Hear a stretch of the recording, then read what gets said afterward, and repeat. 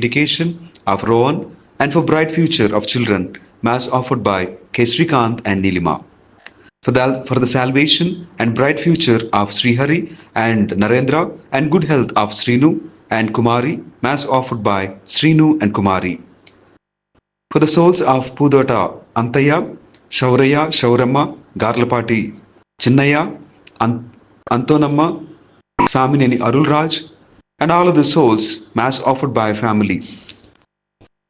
Thanksgiving Mass for the protection and gift of life, and for God's love, forgiveness, and gift of Holy Spirit, and to make good confession, and for divine wisdom, physical and spiritual growth of family, Mass offered by Samson and family. For the departed souls of Gayam Francis Reddy, Gayam Shauramma, Sister Mary Francisca, and for all the souls in purgatory, Mass offered by Y. Chinnap Reddy, Francisca, and family. For the departed souls of Maram Reddy, Bala George Reddy, Maria Rojamma, Gopu George Reddy, and Sundarama, Mass offered by Rajesh Reddy and family members. For God's blessings, wisdom to Dinesh to write exams well, Mass offered through Mother Mary by Kumar Reddy, Shaur Reddy, and Shaurilu. For the departed soul of Pushpa Ratnam to rest in peace, Mass offered by Prabha. For the departed souls of Basani George Reddy and Elisamma to rest in peace, Mass offered by family. For the departed souls of Gollamari Usharani and Dasi Reddy to rest in peace, Mass offered by family. For all the orphan souls and souls in purgatory, Mass offered by a devotee. Gari sa ni sa ni da pa ma pa. Gari sa ni sa ni da pa ma pa. Gari sa ni sa.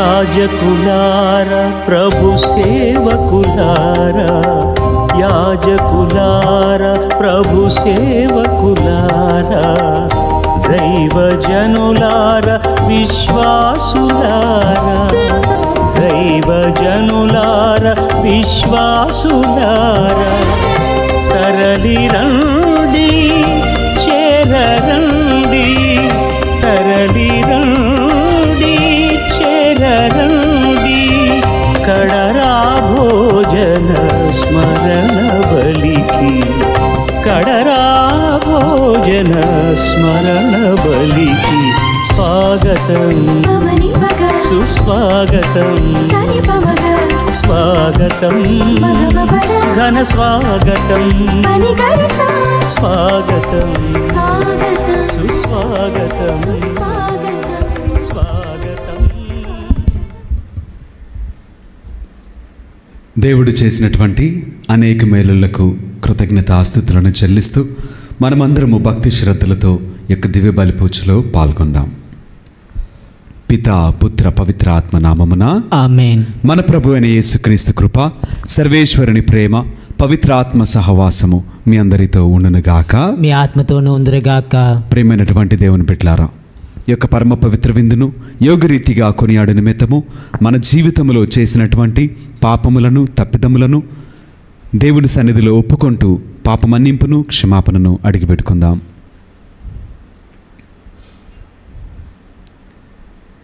సర్వశక్తి గల సర్వేశ్వరుని చెంతను సహోదరి సహోదరులారా, మీ చెంతను నా పాపములను ఒప్పుకొనుచున్నాను. ఏలైనా తలంపు చేతను, వాక్కు చేతను, క్రియల చేతను, అశ్రద్ధ చేతను బహుపాపములు చేసితని. ఇది నా తప్పు, ఇది నా తప్పు, ఇది నా గొప్ప తప్పు. అందుచేత నిత్య కన్యకైన పరిశుద్ధ మరియమాతను, సకల దూతలను, పునీతులను, సహోదరి సహోదరులారా, మిమ్మును నా కొరకు మన ప్రభువైన సర్వేశ్వరుని ప్రార్థింపవలని బ్రతిమాలుకొనుచున్నాం. సర్వశక్తి గల సర్వేశ్వరుడు మనకు దయచూపి మన పాపములను మన్నించి మనలను నిత్య జీవితమునకు చేర్చుదురుగాక. ఆమేన్. ప్రభువా దయచూపుము, ప్రభువా దయచూపుము, క్రీస్తువా దయచూపుము, క్రీస్తువా దయచూపుము, ప్రభువా దయచూపుము. ప్రభువా దయచూపుము. ప్రార్థించదము. ఓ ప్రభువా, నీ విశ్వాసుల చిత్తములను ఉత్తేజపరుపుమని ప్రార్థించున్నాము. తద్వారా వారు నీ దివ్య కార్యములను పరిపూర్తి చేయుటకును అధిక ఉత్సాహముతో కృషి చేతురుగాక. నీవు కరుణతో వారిపై కురిపించిన స్వస్థతానుగ్రహములు వారికి మిక్కుటముగా లభించునుగాక. నీతోనూ పవిత్రాత్మతోను కలిసి యుగయుగములు జీవించుచూ పరిపాలించాడు మా ప్రభును మీ కుమారుడినైన యేసుక్రీస్తు ద్వారా ఈ మనవి చేయుచున్నాము. ఆమేన్.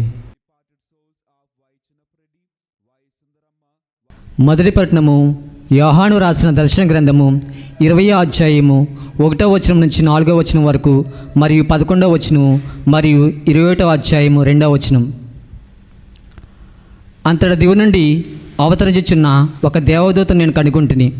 అతని చేతిలో అగాధపు తాళపు చెవి ఒక బరువైన గొలుసు ఉండెను. సైతాను అనబడు ఆ పాత సర్పమును, ఆ భయంకర సర్పమును అతడు పట్టుకుని 1000 సంవత్సరాల పాటు బంధించును. ఆ దేవదూత ఆ సైతానును అగాధంలోనికి త్రోసివేసి 1000 సంవత్సరముల పాటు మానవ జాతిని ఆ సాతాను మోసగింపకుండా అగాధమునకు తాళము పెట్టి ముద్ర వేసును. తదుపరి కొద్ది కాలము పాటు వారిని తిరిగి విడవలసి ఉన్నది.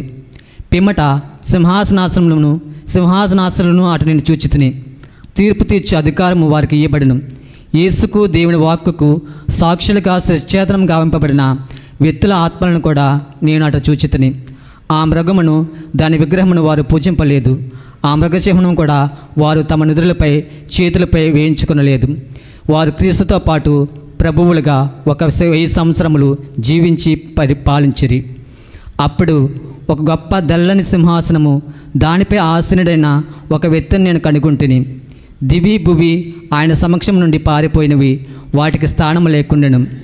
అనంతరము దివ్యందుల దేవుని నుండి దిగివచ్చుచున్న పవిత్ర నగరమగు నూతన యెరూషలేమును కాంచితిని.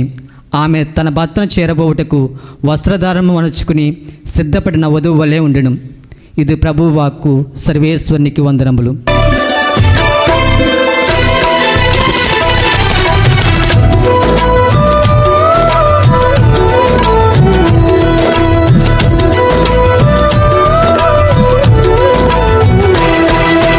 యేసయ్యే మా గురి, యేసే మా ఊపిరి, యేసే మా సర్వస్వము, యేసే మా రక్షణ, యేసే నిరీక్షణ, యేసే మా ఆధారము.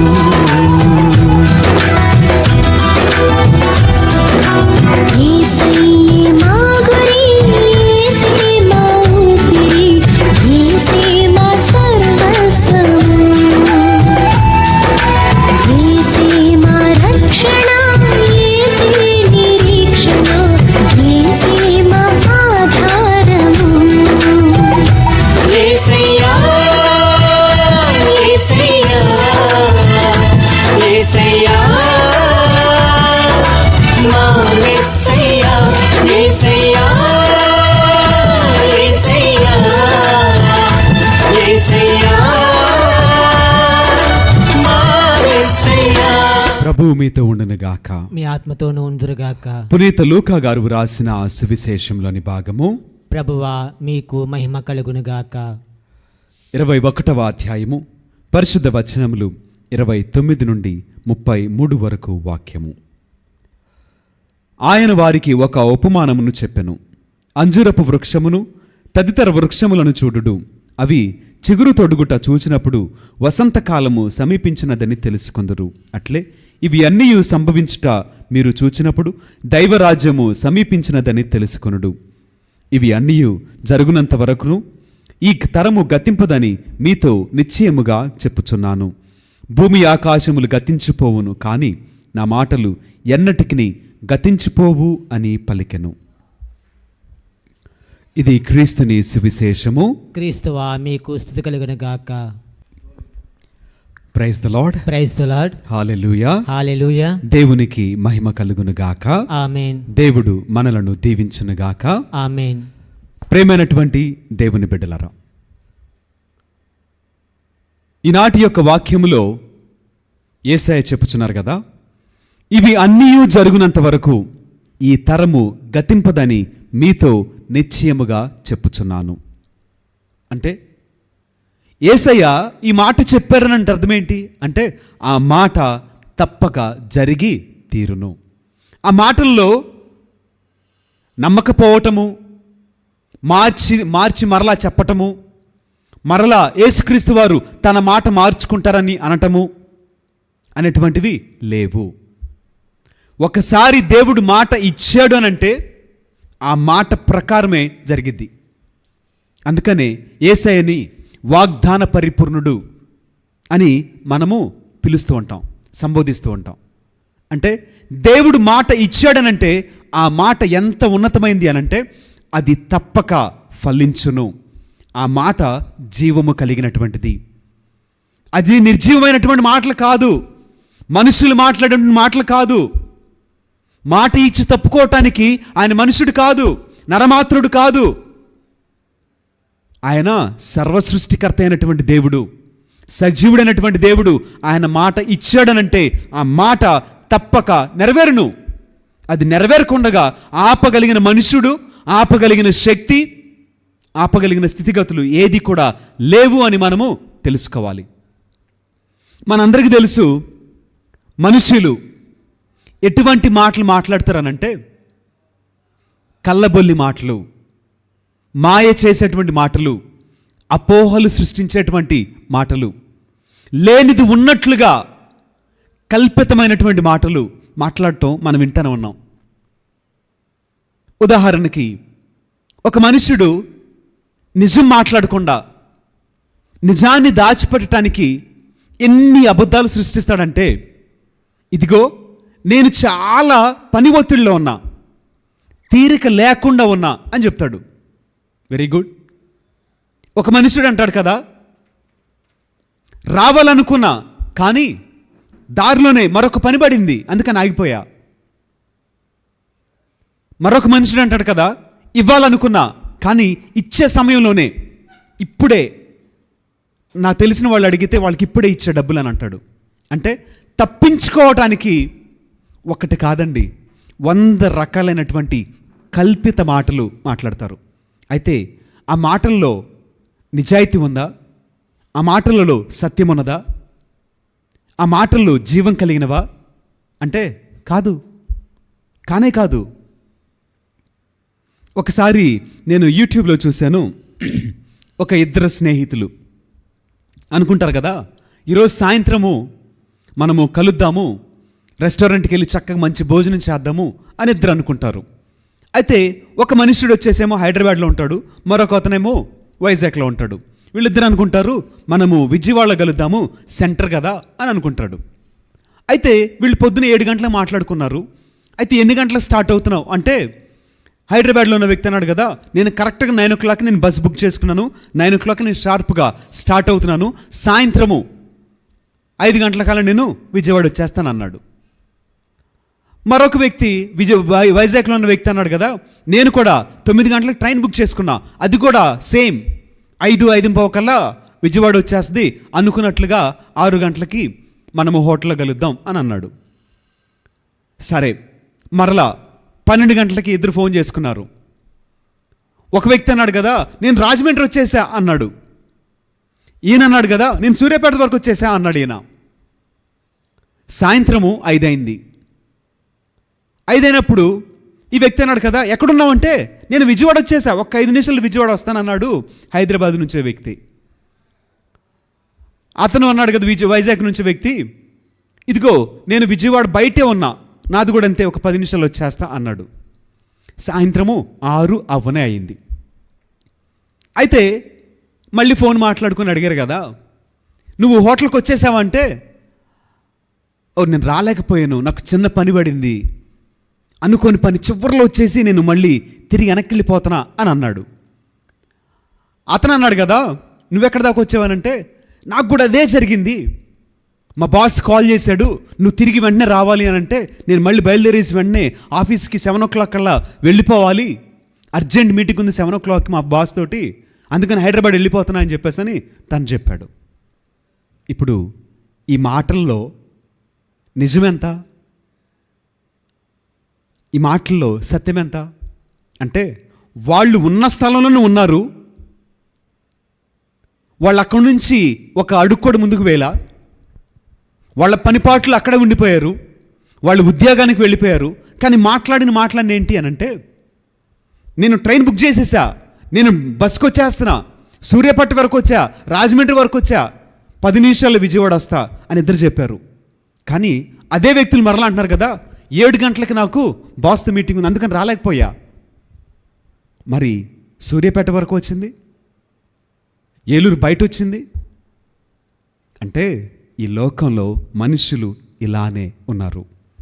మోసపూరితమైనటువంటి మాటలు, నిన్ను ఉబ్బింపచేసే మాటలు, లేనిపోనివి నీ మనస్సుకి తెలియచేసి లేనటువంటి వాడిని ఉన్నట్లుగా సృష్టించి నిన్ను మోసం చేసేటువంటి మాటలు ప్రపంచంలో ఉన్నవాడనక లేననక గొప్పవాడనక పేదవాడనక జ్ఞాననక అజ్ఞాన ప్రతి మనుష్యుడు కూడా ఇలాంటి మాటలే మాట్లాడుతున్నారండి. కల్పితమైన మాటలు సృష్టిస్తున్నారు. దానిని బట్టి ఏం జరుగుతుందో తెలుసా అండి? దేవుని యొక్క నామము, ఆయన వాక్యమునకున్నటువంటి ఘనత, ఆ వాక్యమునకున్నటువంటి విలువ రోజు రోజుకి దిగజారిపోతూ ఉందండి, తగ్గిపోతూ ఉందండి. దానికి బాధ్యులెవరు? దేవుడా? దేవుడు బాధ్యుడండి, మనం కాదా? విశ్వాసులమై ఉండి కూడా కళ్ళబొల్లిమాలి మాటలు మాట్లాడితే మనం బాధ్యులం కాదా? దేవుడి బిడ్డలమై ఉండి కూడా నిజాయితీ లేనటువంటి మాటలు, యథార్థత లేనటువంటి మాటలు, సత్యము లేనటువంటి మాటలు మనం మాట్లాడట్లేదా? అలా మాట్లాడుతున్న పరిస్థితిలో మనం బ్రతకట్లేదా? మరి దేవుడు సత్యవంతుడై ఉండి ఆయన పలికిన మాట సత్యమైతే, ఆయన చెప్పింది చెప్పినట్లుగా జరిగిదైతే, మరి మనలో ఎందుకని అటువంటి యథార్థత రావట్లేదు? ఎందుకని మన మాటలు ఒక మనుషునికి సత్యాన్ని తెలియచేయట్లా? అంటే మనము లోకస్తులుగా జీవిస్తున్నాం కాబట్టి, లోకపు పోకడును అనుసరించి జీవిస్తున్నాం కాబట్టి మన మాటలకు ఆయన మాటలకు అంత వ్యత్యాసం అన్నది. ఆయన మాట ఇస్తే ఫలించకుండా, కార్యమును నెరవేర్చకుండా తిరిగి వెళ్ళదంట. యెషయా గ్రంథంలో దేవుడు సెలవిస్తున్నాడు కదా, ఒక చక్కటి ఉదాహరణ సెలవిస్తున్నాడు. వర్షము వర్షించినప్పుడు భూమిని తడపకుండా, పైరును మొలిపింపకుండా తిరిగి ఆయన వద్దకు వెళ్ళదంట. అటులనే ఆయన నోటి నుంచి వచ్చిన వాక్కు, ఆయన పలికిన ప్రతి మాట అటువంటిదే. ఫలించక, కార్యమును నెరవేర్చక తిరిగి ఆయన వద్దకు వెళ్ళదు అనేటువంటి సత్యము మనం తెలుసుకోవాలి. ఇదిగో ఆయన నీ గురించి అనేక వాగ్దానాలు ఇచ్చాడు, నిన్ను అనేక రకాలుగా దీవించాడు, దీవెనలన్నీ ఫలించినాయి. అయితే అదే దేవుడు తీర్పుగా ఖండిస్తున్నాడుగా. అంటే ఖండన జరగదా? నిన్ను దీవించినప్పుడు దీవెనలు నెరవేరాలి, నిన్ను సరిచేసినప్పుడు, నిన్ను తీర్పు తీర్చినప్పుడు, నిన్ను ఖండించినప్పుడు అవి జరగకూడదా? అవి జరగవా? ఇలాంటి బోధలు అనేక మంది చేస్తున్నారండి. మనుషులను మభ్య పెడుతున్నారు. జ్ఞాపకం చేసుకో, ఈ రోజున ఆయన దీవిస్తే దీవించబడుతున్నప్పుడు నువ్వు ఆయన ఖండిస్తే ఆ ఖండన కూడా తప్పకొచ్చింది. అది జరిగి తీరునంతే. మార్చగలిగిన మనుషుడు ఎవరైనా ఉన్నారా? మార్చగలిగిన శక్తి ఎక్కడనుందా? మార్చగలిగిన మనుషుడు కానీ, మార్చగలిగిన టెక్నాలజీ కానీ ఉన్నదా? చెప్పండి. అడ్డుపడగలరా ఎవరైనా?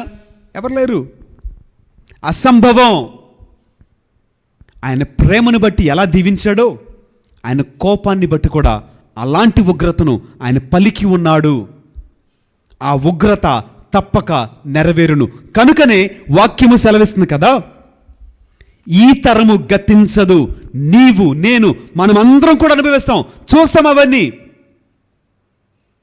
ఇవన్నీ ఎందుకు చెప్తున్నాడనంటే, ఇవన్నీ చూసినప్పుడు అప్రమత్తత కలిగి ఉండాలని, మెలకువ కలిగి ఉండాలని, తప్పించుకొనగలిగిన భక్తిని మనం చేయాలని, తప్పించుకోగలిగినటువంటి పరిశుద్ధతలో, ప్రార్థనలో మనము జీవించాలని ఆయన చెప్తున్నాడు. లోకస్తులు లోకాన్ని బట్టి జీవిస్తే, విశ్వాసిగా నీవు నేను ఆయనను బట్టి జీవించాలి. అలా జీవించుడు. నీ చుట్టూ ఎన్ని పరిస్థితులు వచ్చినా నీకు మాత్రం అపాయం జరగదు.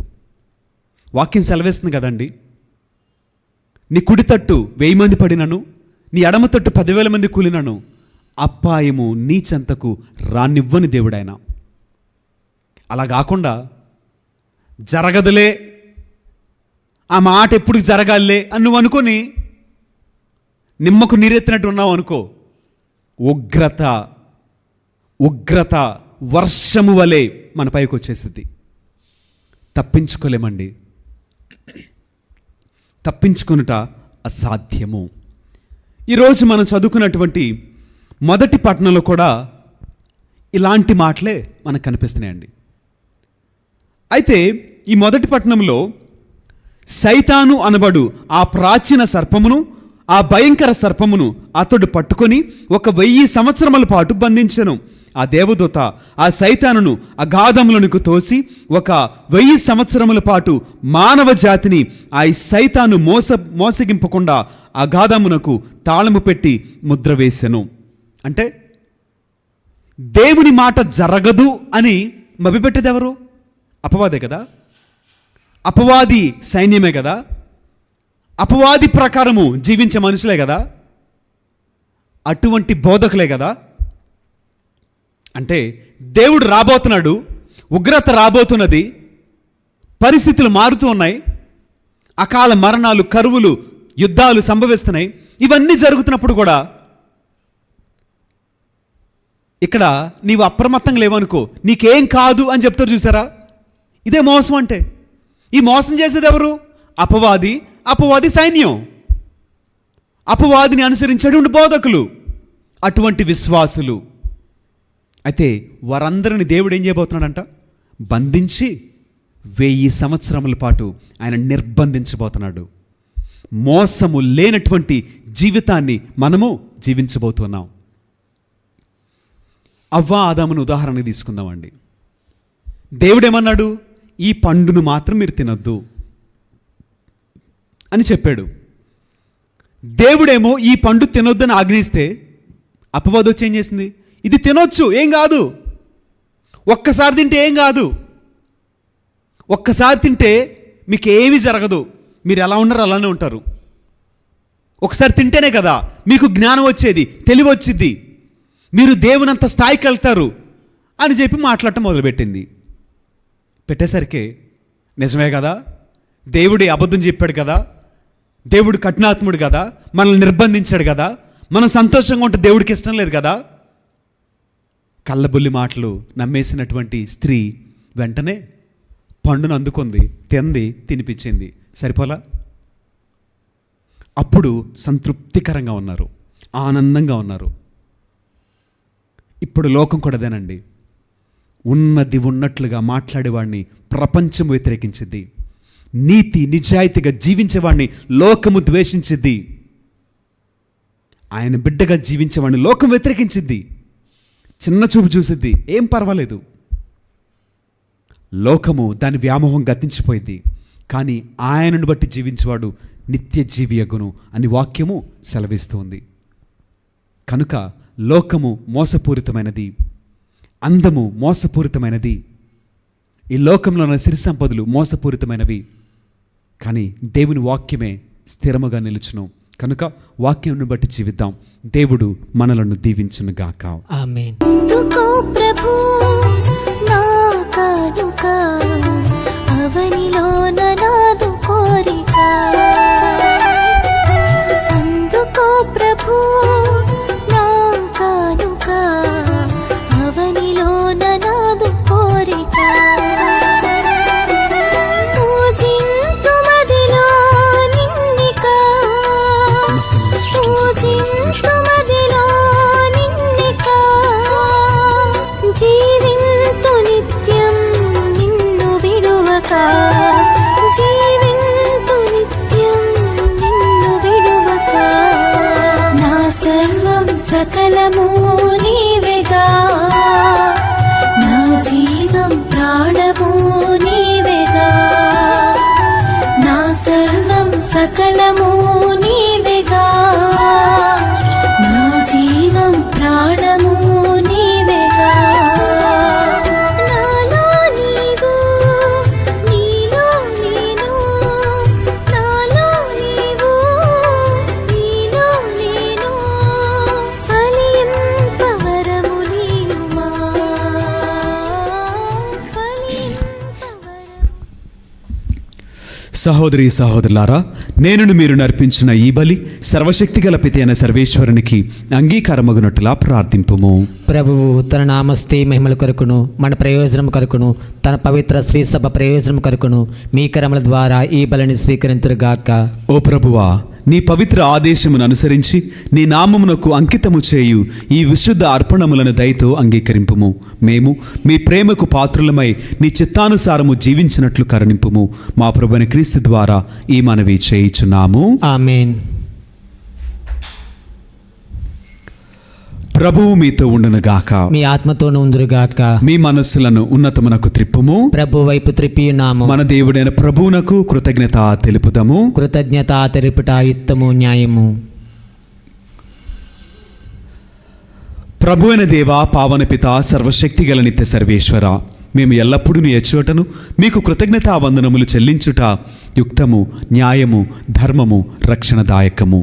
ఎలైనా నీవు నీ ప్రియతమ పుత్రుని ద్వారా మానవ జాతిని సృష్టించినట్లు అతని ద్వారా ఎంతో ప్రేమతో దానిని నూతనీకరించితివి.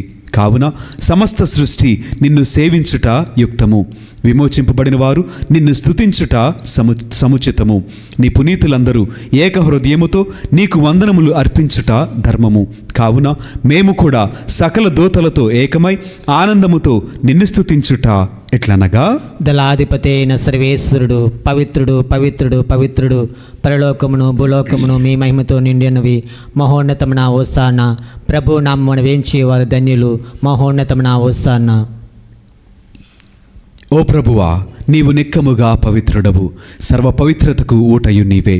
కనుక నీ పవిత్ర ఆత్మ ద్వారా ఈ కానుకలను పరిశుద్ధపరచ ప్రతిమాలుచున్నాము.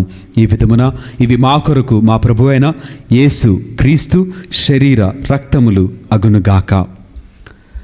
అతడు శిలువ శ్రమలకు తనను తాను ఇష్టపూర్తిగా అప్పగించుకున్నప్పుడు అప్పమునందుకొని కృతజ్ఞతావందనములు చెప్పి స్తుతించి త్రుంచి శిష్యులకిచ్చు ఇట్లనెను, మీరందరూ దీనిని తీసుకుని భుజింపుము. ఎలైనా ఇది మీ కొరకు అప్పగింపబడనున్న నా శరీరము. ఓ నా ఏలినవారా, ఓ నా సర్వేశ్వర,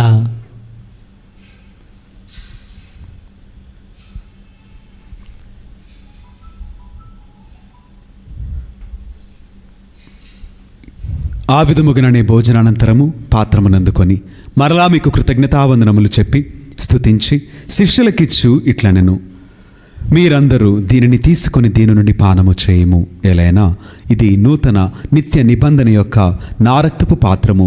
ఇది మీ కొరకును అనేకుల కొరకును పాప పరిహారమునకై ధారవేయబడును. దీనిని నా జ్ఞాపకార్థము చేయుము. ఓ నా ఏలినవారా, ఓ నా సర్వేశ్వర,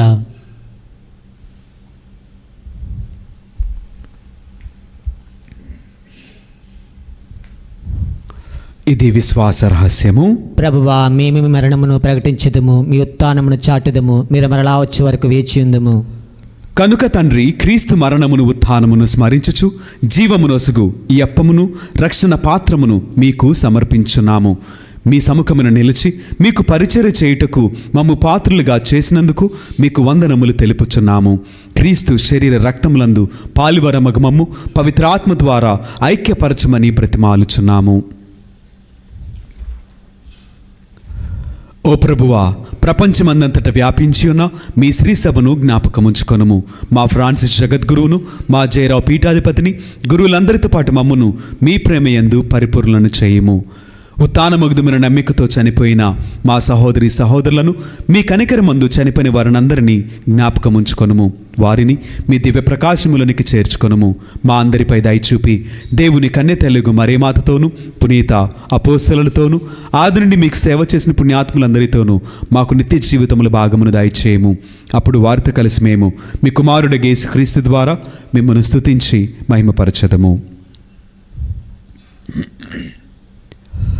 క్రీస్తు ద్వారా, క్రీస్తుతో, క్రీస్తునందు సర్వశక్తిగల పిత అయిన సర్వేశ్వర, పవిత్రాత్మతో ఏకమైండు మీకు యుగయుగములు గౌరవ మహిమలు కలుగునుగాక. ఆమేన్. మరొకసారి మన ప్రతి అవసరాన్ని దేవునికి తెలియచేస్తూ దీవించమని, నడిపించమని, బలపరచమని, విడుదల విమోచనను కలుగు చేయమని, పాడి పంటలను దీవించమని, వృద్ధి చేయమని, బిడ్డలకు జ్ఞానమును దయచేయమని, వారి చదువులలో తోడుగా ఉండమని, ఆయురారోగ్యములను దయచేయమని, కట్టబడుచున్నటువంటి ప్రతి గృహమును దేవుడు కట్టమని, ఉద్యోగములను, వివాహములను, సంతానం భాగ్యమును దేవుడు దయచేయమని, ఇదిగో వీసా కోసము ప్రార్థన చేయమని అడుగుతుండగా వీసా దయచేయమని, ఇలా మన ప్రతి అవసరాన్ని దేవునికి తెలియచేస్తూ ఆయన యొక్క సహాయము కొరకు, ఆయన కృప కొరకు, ఆయన ఇచ్చేటువంటి దీవెన కొరకు మనమందరము మరొకసారి విశ్వాసముతో ప్రార్థన చేద్దాం. పరలోకమందున మా యొక్క తండ్రి, మీ నామము పూజింపబడిన గాక, మీ రాజ్యము వచ్చిన గాక, మీ చిత్తము పరలోకమందు నెరవేరినట్లు భూలోకమందు నెరవేరిన గాక. నానాటికి కావలసిన మా అన్నము మాకు నీటికి అనుగ్రహింపుము. మా యుద్ధ ఆపబడిన వారిని మేము మన్నించినట్లు మా అప్పులను మీరు మన్నింపుము. మమ్ము శోధన యందు ప్రవేశింపడం ఒక కీడులో నుండి మమ్ము రక్షింపుము. మీ ప్రభువా, అన్ని కీడుల నుండి మమ్ము రక్షింపుము. మా ఈ రోజులను మాకు శాంతిని ప్రసాదింపుము. మీ దయానుగ్రహము వలన పాపము నుండి మమ్ము విముక్తులను చేసి అన్ని కలతల నుండి సర్వదా కాపాడుము. మేము మోక్షానందమును మా రక్షకుడైన యేసుక్రీస్తు ఆగమమును నిరీక్షించుచుందుము. ఎల్లప్పుడూ మీ అందరితో ఉండునుగాక, మీ ఆత్మతోనూ ఉండునుగాక. ఒకరికొకరు సమాధానమును తెలుపుకుందుము.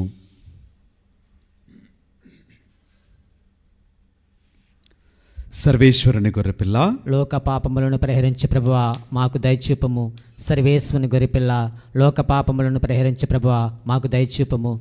సర్వేశ్వరుని గొర్రెపిల్ల, లోక పాపములను పరిహరించే ప్రభువా మాకు శాంతిని దయచేయము.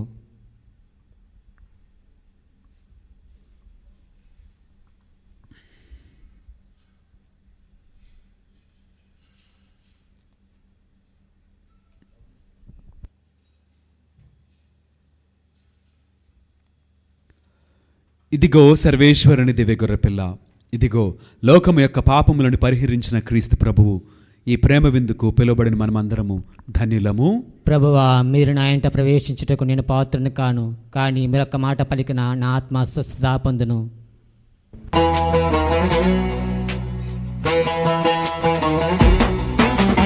అమరమైన విందు ఇది, అమరలోక విందు. దివ్యమైన విందు ఇది, దైవసుతుని విందు. అమరమైన విందు ఇది, అమరలోక విందు.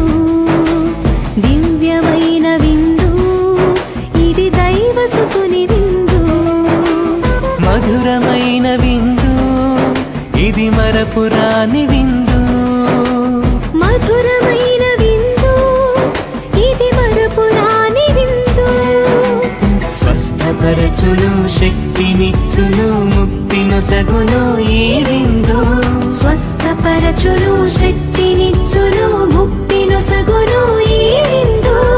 ఈ విందు అమరమైన విందు ఇది, అమరలోక విందు. దివ్యమైన విందు ఇది, దైవసుతుని విందు.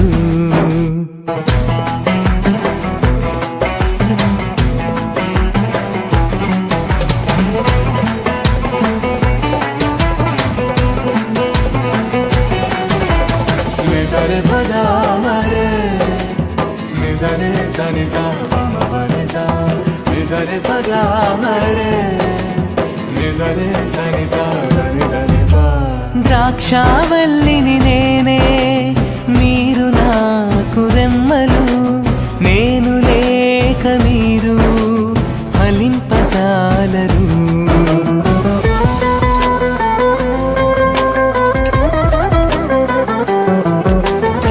ద్రాక్షావల్లిని నేనే, మీరు నాకు రెమ్మలు.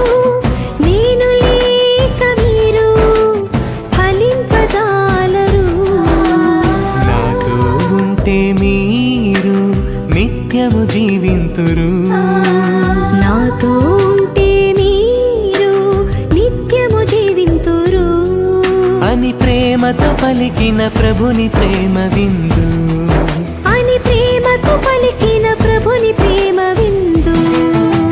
స్వస్థపరచును, శక్తినిచ్చును, ముక్తినొసగును ఈ విందు. స్వస్థపరచును, శక్తినిచ్చును, ముక్తినొసగును ఈ విందు. ఈ విందు అమరమైన విందు ఇది, అమరలోక విందు. ప్రార్థించదము. సర్వశక్తిగల ఓ సర్వేశ్వర, పరమ రహస్యములలో పాలు పొంది ఆనందించు భాగ్యమును నీవు అనుగ్రహించిన వారందరూ ఎప్పటికీ నిన్ను విడనాడకుండా నిన్ను మాత్రమే అంటిపెట్టుకొని జీవించినట్లు కృపచూపము. మా ప్రభువైన క్రీస్తు ద్వారా ఈ మనవి చేయుచున్నాము. ఆమేన్. ప్రభువు మీతో ఉండునుగాక. మీ ఆత్మతోనూ ఉందురుగాక. సర్వశక్తిగల సర్వేశ్వరుడు పిత పుత్ర పవిత్ర ఆత్మ సదాకాలము మనలను దీవించి ఆశీర్వదించి కాపాడుదురుగాక. ఆమేన్. పూజ సమాప్తమైనది. వెళ్ళి దేవుని సేవలో ప్రేమలో జీవించదము. సర్వేశ్వరునికి వందనములు.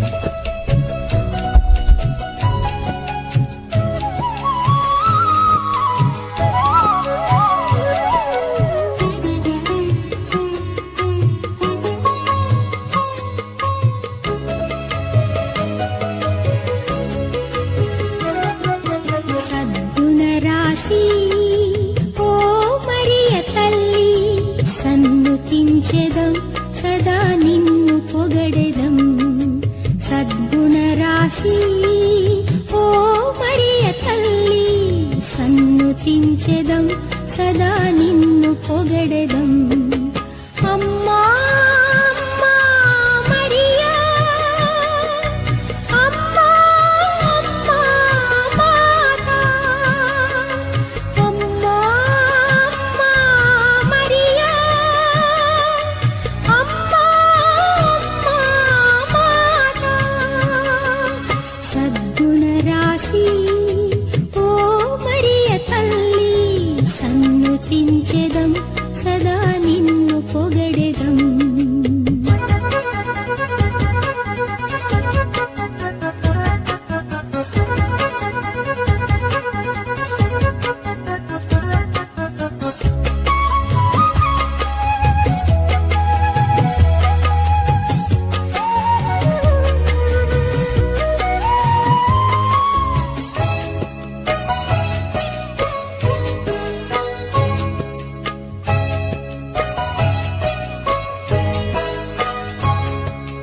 పరలోక దూతలు నిన్ను పొగడగా, ధరయందు జనులు నుతించగా. పరలోక దూతలు నిన్ను పొగడగా, ధరయందు జనులు నుతించగా. మనుజాళి అంతటిలో మాన్యురాలవు, మార్గము చూపెడి దేవమాతవు. సద్గుణరాశి ఓ మరియ తల్లి, సన్నుతించెదం